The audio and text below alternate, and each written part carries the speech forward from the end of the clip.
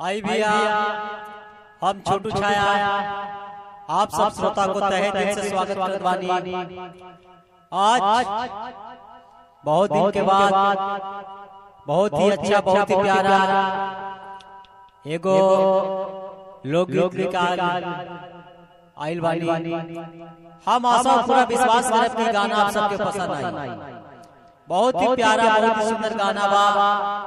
आप सब गाना सुन के कमेंट करी जा और वीडियो को शेयर करी जा। आवा सुनल जाओ गाना के और गीत संगीत का आनंद लिया जाए।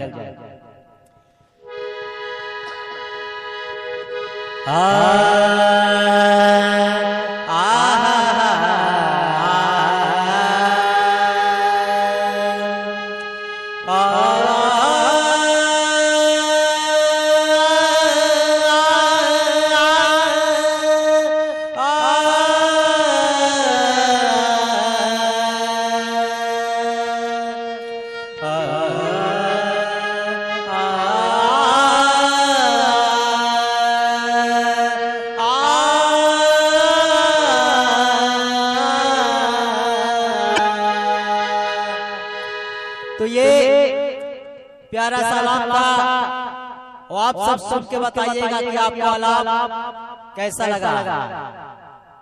गाना का आनंद लिया जाओ। काका भैया कहे तो से सजनी, कहे तो से सजनी, हर दिलवा के बतिया तू ही हमर जान हारू, तू ही संगतिया, तू ही हमर जान हारू, तू ही संगतिया।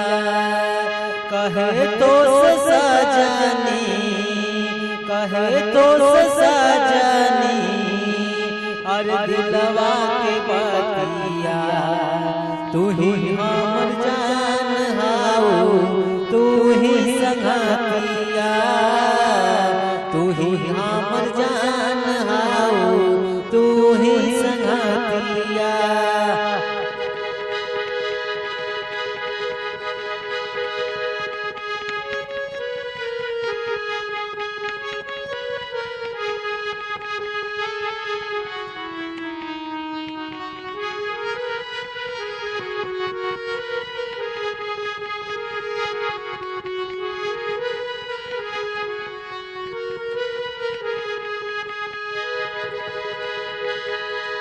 बहुत ही प्यारा, बहुत ही सुंदर, बहुत ही अच्छा ये गाना है।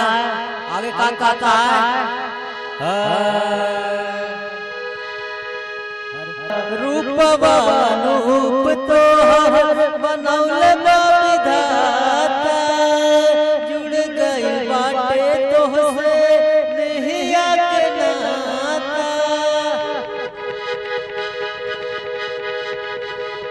भैया कहा था रूपवानुप तो बनौले विधाता, जुड़ गई बाटे तो से जन्मों के नाता, जन्मों के नाता।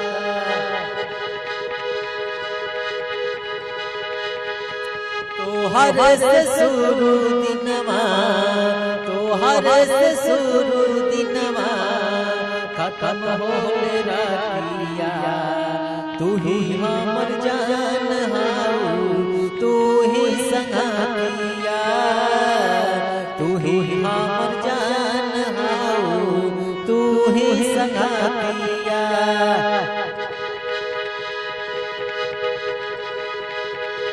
आप सब वीडियो के देखी शेयर करी जा और गाना सुनकर बताया जाए कि आप सबके गाना कैसा लगल होके। अगर आप हमारे चैनल पर नया है तो प्लीज हमारे चैनल को सब्सक्राइब कीजिए, वीडियो को लाइक कीजिए, ज्यादा से ज्यादा शेयर कीजिए और मुझे सपोर्ट कीजिए। आगे क्या कहता भैया,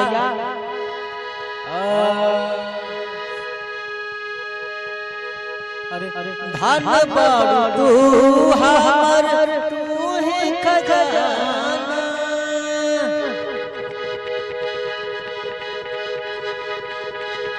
धन बड़ तू हमर,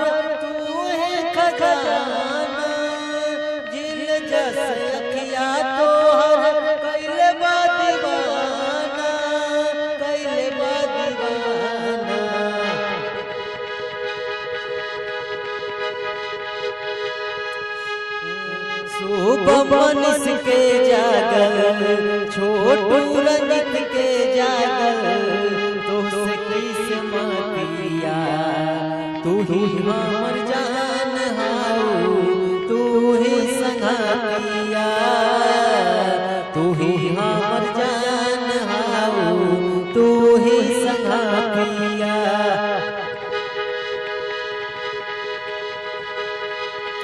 कहे तो से सजनी कहे तो से सजनी अरे दिलवा के बातिया तू ही हमर जान बारू तू ही संगतिया तू ही हमर जान हाउ तू ही संगतिया। तो आप सब गाना सुन के बताया जाए कि आप सबके गाना कैसा लगल होके। अगर आप हमारे चैनल पर नया है तो प्लीज हमारे चैनल को सब्सक्राइब कीजिए, वीडियो को लाइक कीजिए और ज्यादा से ज्यादा शेयर कीजिए, सपोर्ट कीजिए। थैंक यू, नमस्कार।